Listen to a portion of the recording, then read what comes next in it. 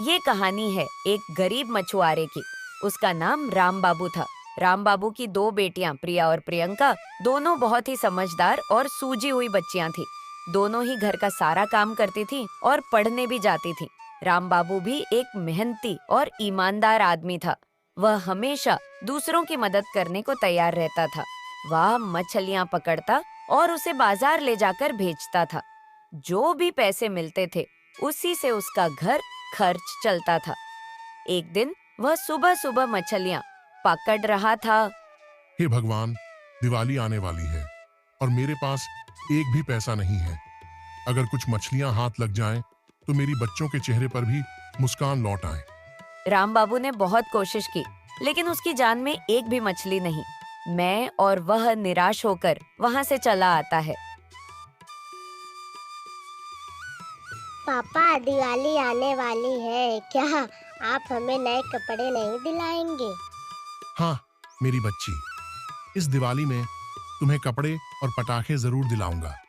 अगली सुबह राम बाबू अपनी जान लेकर समंदर की ओर चल देता है और मन ही मन सोचता है।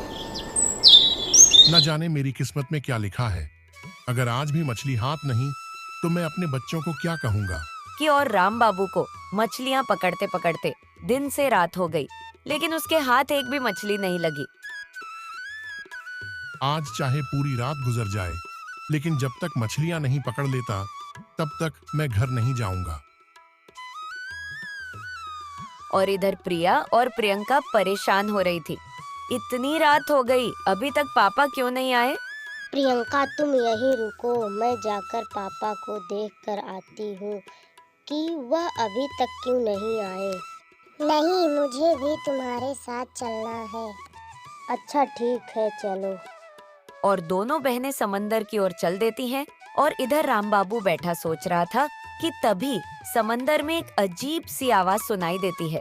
ये आवाज तो पहले कभी नहीं सुनी। वह नाव लेकर धीरे धीरे पानी की तरफ बढ़ती है। जैसे ही वह समंदर के बीच में पहुंचता है, पानी में उसे एक चमकता हुआ दिया दिखाता है। ये किसका दिया है और कितना चमक रहा है। चलो इसे घर लेकर जाता हूँ। मेरी बेटियां भी इंतजार कर रही होंगी। जिसका होगा सुबह मैं दे दूंगा।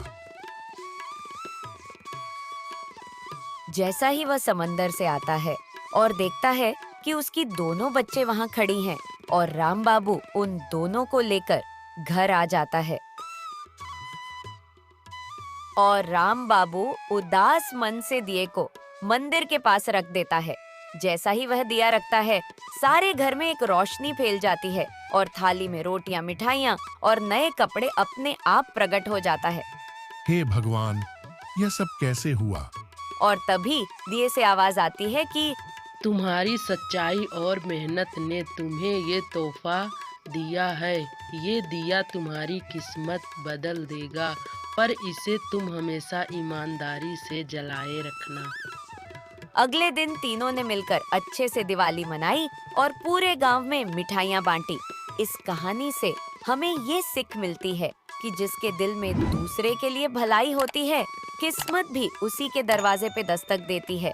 Please like, share and subscribe.